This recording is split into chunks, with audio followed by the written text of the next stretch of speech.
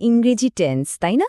এটা নিয়ে আমাদের প্রায়ই একটু কেমন যেন উলঝন হয়, কিন্তু কোনো চিন্তা নেই। চলুন আজকের এই আলোচনায় টেন্সের সব জটিলতাকে একদম ধাপে ধাপে সহজ করে ফেলি।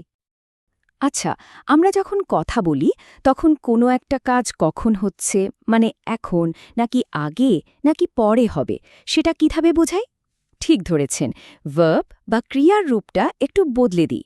ইংরেজিতে সময় বোঝানোর এই কৌশলটাকেই কিন্তু বলা হয় টেন্স। দেখুন, টেন্সকে মূলত তিনটে বড় ভাগে ভাগ করা যায়: প্রেজেন্ট, পাস্ট আর ফিউচার। আর মজার ব্যাপার হলো এই প্রত্যেকটারই আবার 4টা করে আলাদা রূপ আছে। তার মানে কি দাঁড়ালো, আমাদের মোট 12টা টেন্স শিখতে হবে। কিন্তু ঘাবড়ানোর কিছু নেই, এই কাঠামোটা মাথায় রাখলেই দেখবেন পুরো ব্যাপারটা একদম জলের মতো সোজা হয়ে গেছে। এই আলোচনায় আমরা ঠিক কি কি দেখব, চলুন এক ঝলকে দেখে নিই। আমরা প্রথমে টেন্সের মূল ধারণাটা বুঝব, তারপর প্রেজেন্ট, পাস্ট আর ফিউচার টেন্সের খুঁটিনাটি জানব, আর সবশেষে একটা সারসংক্ষেপ দিয়ে পুরো বিষয়টা ঝালিয়ে নেব। তাহলে টেন্স জিনিসটা আসলে কি? খুব সহজ করে বললে টেন্স হলো ভার্ব বা ক্রিয়ার সেই পরিবর্তন যা আমাদের বলে দেয় কোনো কাজ ঠিক কখন ঘটছে, বর্তমানে, অতীতে নাকি ভবিষ্যতে। এক কথায় এটাই হলো ভাষায় সময়কে প্রকাশ করার মূল ভিত্তি। চলুন প্রথমেই শুরু করা যাক প্রেজেন্ট টেন্স দিয়ে। আমাদের দৈনন্দিন জীবনের বেশিরভাগ কথাই কিন্তু এই টেন্সই ব্যবহার করে বলা হয়। যেমন ধরুন, আমি এখন কথা বলছি বা সূর্য পূর্ব দিকে ওঠে, এই সবই প্রেজেন্ট টেন্স। প্রেজেন্ট টেন্সের সবচেয়ে সাধারণ আর পরিচিত রূপটা হলো প্রেজেন্ট ইনডেফিনিট। যখন কোনো অভ্যাস বা চিরন্তন সত্যের কথা বলা হয় তখনই এটা ব্যবহার করা হয়। যেমন, the sun rises in the east. এর গঠনও খুব সহজ, সাবজেক্টের পর শুধু ভার্বের মূল রূপটা বসিয়ে দিলেই হয়। কোনো কাজ যদি ঠিক এই মুহূর্তে চলতে থাকে, মানে এখনও শেষ হয়নি, তখন আমরা ব্যবহার করি প্রেজেন্ট কন্টিনিউয়াস টেন্স। এর গঠনে সাবজেক্টের পর অ্যাম, ইজ বা আর বসে, আর ভার্বের সাথে একটা আইএনজি যুক্ত হয়ে যায়। যেমন, I am going to Dhaka.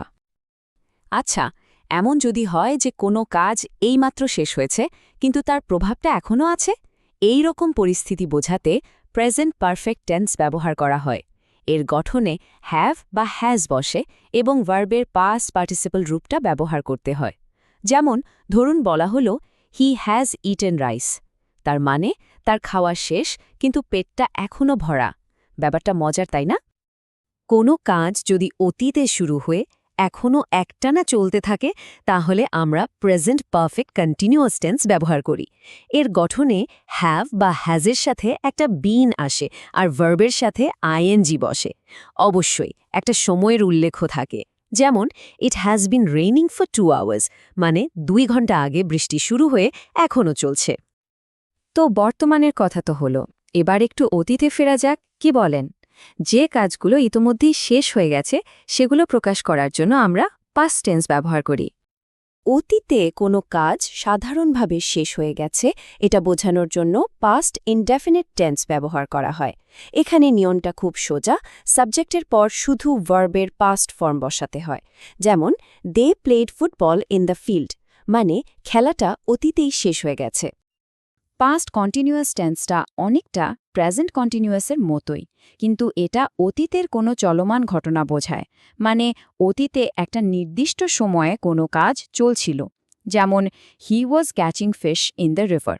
এখানে ওয়াজ বা ওয়্যার বসে আর ভার্বের সাথে আইএনজি যুক্ত হয়। পাস্ট পারফেক্ট টেন্সকে প্রায়ই বলা হয় অতীতের অতীত, মানে অতীতে যখন দুটো কাজ হয় তখন যে কাজটা বেশি আগে ঘটেছে সেটা বোঝাতে হ্যাড এবং ভার্বের পাস্ট পার্টিসিপল রূপটা বসে। যেমন, একটা খুব পরিচিত উদাহরণ হল the patient had died before the doctor came. এখানে দেখুন, ডাক্তারের আসার আগেই কিন্তু রোগীর মৃত্যু ঘটেছে। অতীতে একটা ঘটনা ঘটার আগে অন্য একটা কাজ বেশ দীর্ঘ সময় ধরে চলছিল, এই রকম পরিস্থিতি বোঝাতে পাস্ট পারফেক্ট কন্টিনিউয়াস টেন্স ব্যবহার করা হয়। যেমন, I had been reading a book for 2 hours before you came. এখানে হ্যাড বিন বসে আর ভার্বের সাথে আইএনজি যুক্ত হয়। আচ্ছা, বর্তমান আর অতীত তো হয়ে গেল, এবার তাহলে ভবিষ্যতের দিকে তাকানো যাক। যে কাজগুলো সামনে ঘটবে সেগুলো ইংরেজিতে কিভাবে প্রকাশ করা যায়? চলুন এবার সেটা দেখি। ভবিষ্যতে কোনো কাজ ঘটবে সহজভাবে এটা বোঝানোর জন্য ফিউচার ইনডেফিনিট টেন্স ব্যবহার করা হয়। এর গঠন তো খুবই সহজ। সাবজেক্টের পর শ্যাল বা উইল বসবে এবং তারপর ভার্বের মূল রূপটা, যেমন I shall do the work. এই টেন্সটা আমাদের ভবিষ্যতে কোনো একটা চলমান কাজের ছবি আঁকতে সাহায্য করে, মানে ভবিষ্যতে একটা নির্দিষ্ট সময়ে একটা কাজ চলতে থাকবে এমনটা বোঝাতে এটা ব্যবহার করা হয়। এর গঠনে শ্যাল বি বা উইল বি বসে আর ভার্বের সাথে আইএনজি যুক্ত হয়, যেমন ধরুন I shall be catching fish in the river. ভবিষ্যতে কোনো একটা নির্দিষ্ট সময়ের মধ্যে একটা কাজ শেষ হয়ে যাবে এটা বোঝানোর জন্য আমরা ফিউচার পারফেক্ট টেন্স ব্যবহার করি, যেমন I shall have finished the work by 5 PM।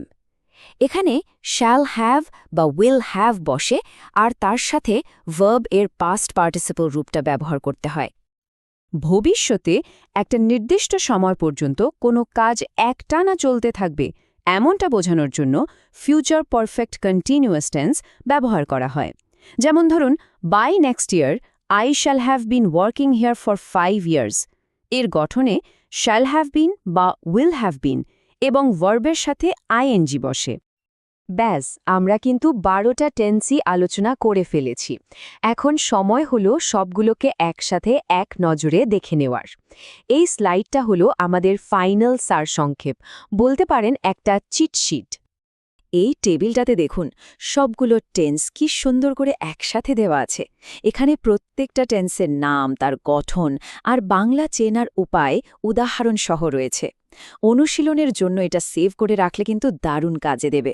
আসল কথা হলো প্রত্যেকটা টেন্সের পেছনে একটা নির্দিষ্ট যুক্তি আর কাঠামো আছে, এটাই মনে রাখতে হবে। তাহলে পুরো আলোচনার পর এটা নিশ্চয়ই পরিষ্কার যে টেন্স আসলে কঠিন কিছু নয়, বরং বেশ যৌক্তিক। এখন শুধু ভাবার পালা এই 12টার মধ্যে কোন টেন্সটি এখন সবচেয়ে সহজ মনে হচ্ছে আর কোনটি দিয়ে অনুশীলন শুরু করা যেতে পারে। এই ভাবনাটাই কিন্তু শেখার আসল প্রথম ধাপ।